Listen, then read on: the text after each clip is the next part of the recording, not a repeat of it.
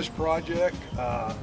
It's a 1975 American LaFrance ladder truck. And of all things, I drove this thing in 1975 when I was a fireman with the city of Tampa. This thing, when it originally came, it was all white. And then it got in a wreck and they painted from here down red, because this was the only white fire truck left on the job. There were 3 of them bought in 1975. But this one has sit outside for 20 years, and a friend of mine, another fireman, he called me and asked me if I wanted it, and I really didn't have any place for it. I got plenty of room, but I thought I was going to have to cover it. Well, it's sit outside 20 years, so I didn't have to cover it. And it's really in outstanding shape for being 20 years outside. Problem with it is that 3 different groups were going to restore it, and like most restoration projects, they take the stuff off, put it in a pile over here, and then don't put it back on. So like car projects and all, so you get 3 different people taking stuff off, and a lot of parts are lost, like the handles here to grab onto to get into the truck.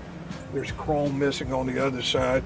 Big deal is the fenders and other things in the back where the ladder is. This is a 2-piece truck. You can jack this up, and if the jacks were working, you could swing them out, jack it up, and drive out from under it.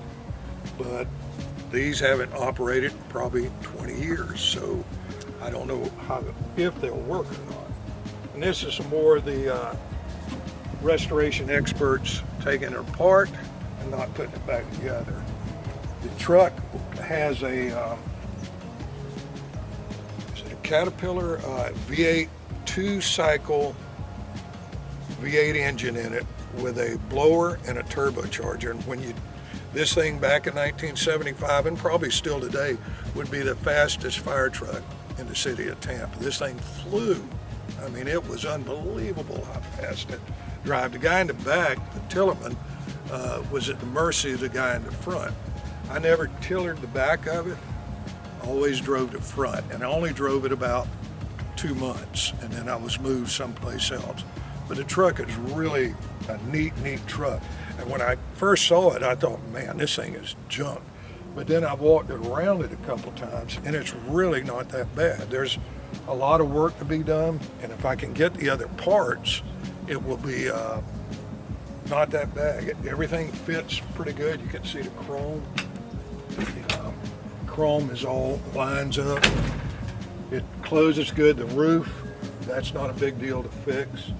And the battery trays, no big deal. And little odds and ends. If I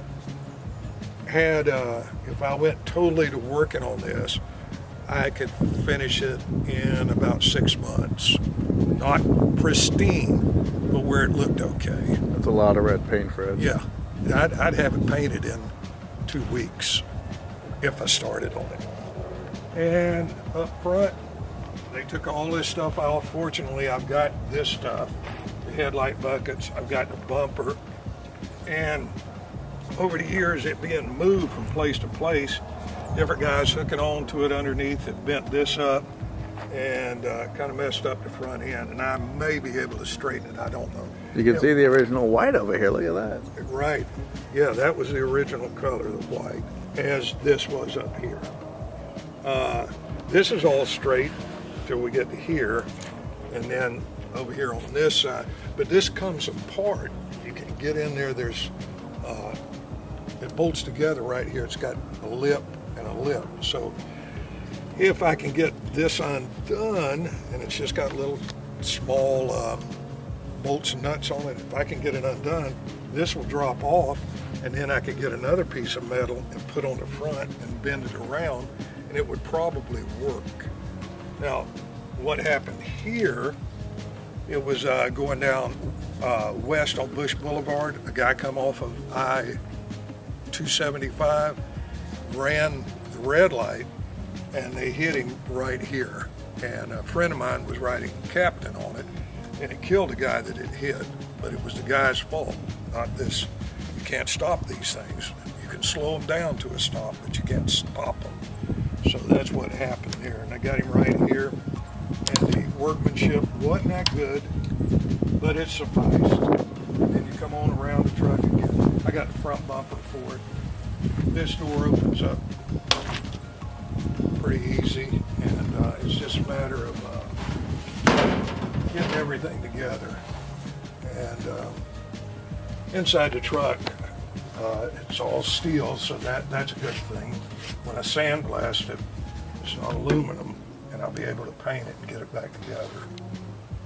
But as we go through this project, I'll show you more and more about it.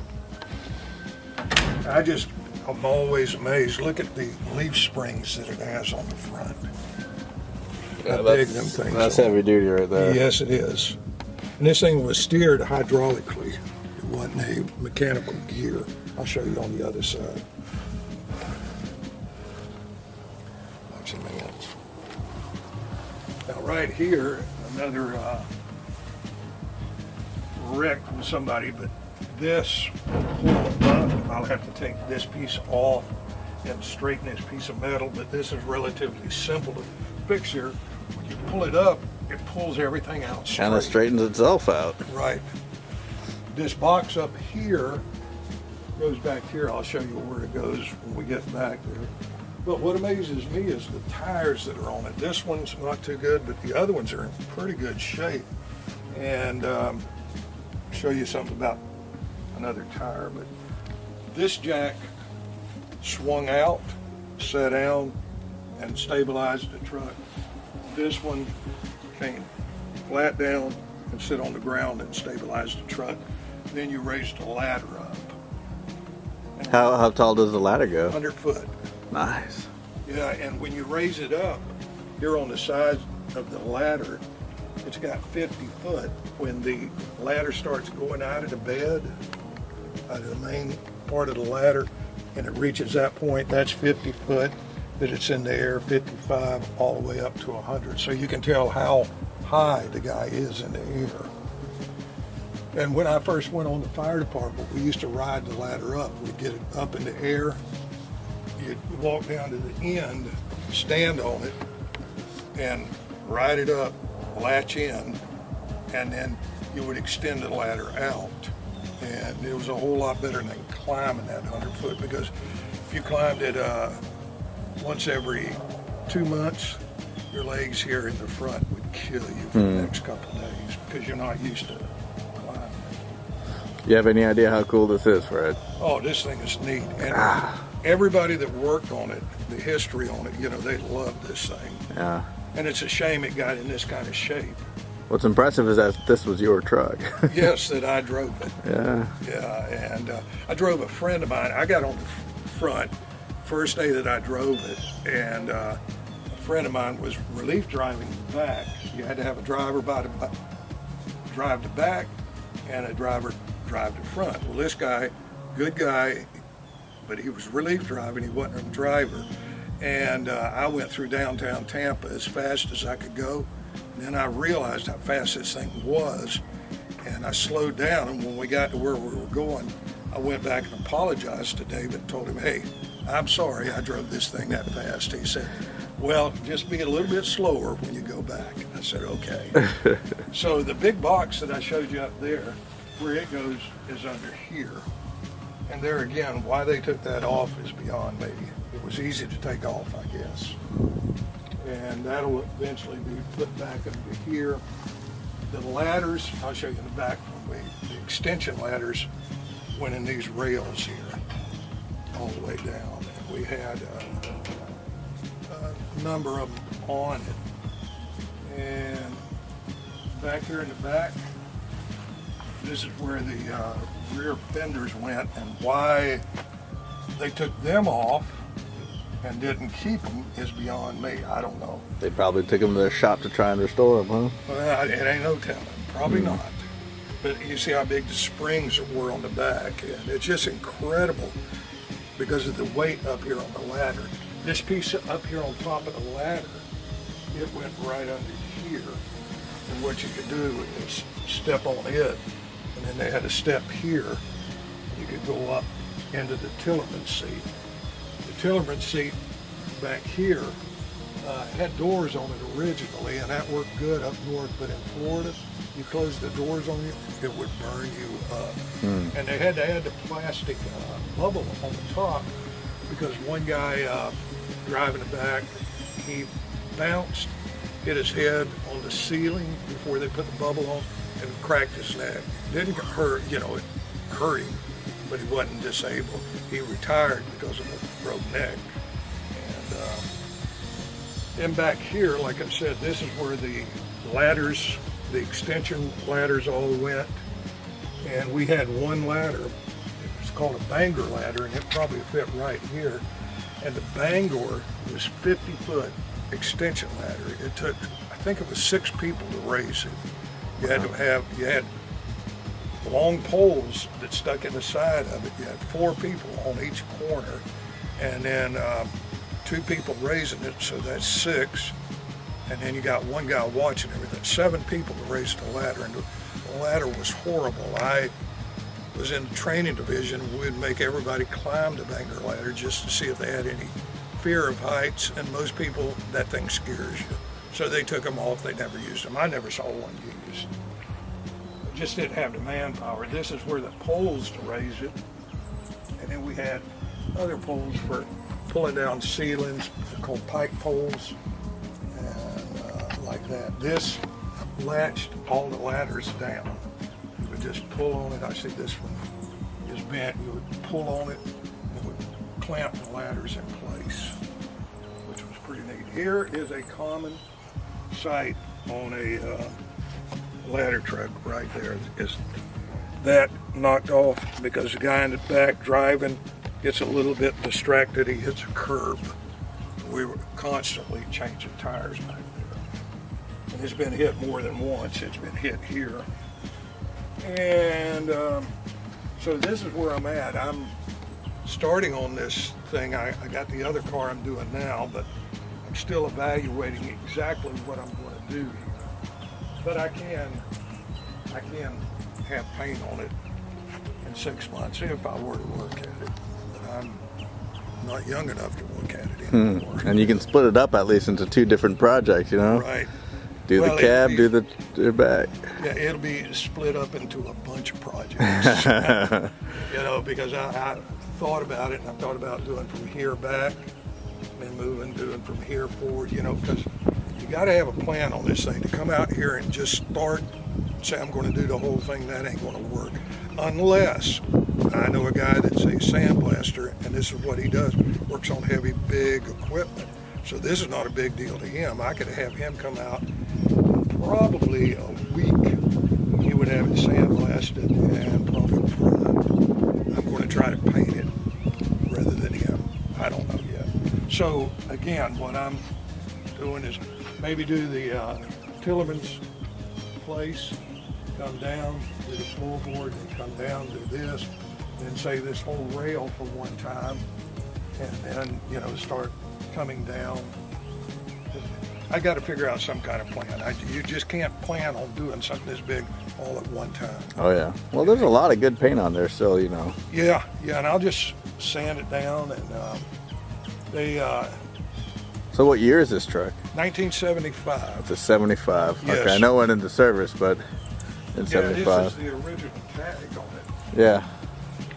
And the guy that I got it from, that was the caretaker, he says he's got the title, he's just got to find it.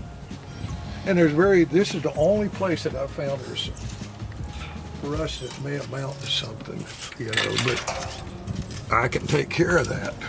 Yeah. That ain't a problem. This is, and when they paint, whoever painted it, you see they didn't even sand back here, they just sprayed over it. Yeah. But the story on why the fire truck was white, and we had a fire chief named Fred Anderson, and he told everybody when they were coming in that he got this ladder truck and 2 engines painted white, and he said they were in someplace Colorado, I don't remember where it was at, and his wife saw white fire trucks, and she said, I really like that. So Fred, in charge of ordering fire trucks, approving it, he got the next 3 fire trucks paint them white. And this was the first one. Cool story. Yeah, so it's really neat. I mean, this thing, and you look at the chrome, the only bad chrome on this thing is right here. Now this has sit outside 20 years, and look at that chrome. I mean, that's unbelievable how good it is. But this is where we're at, and as we go along, as I start doing something on this, I'll do it in sections, so it won't be as long as this. Thank you.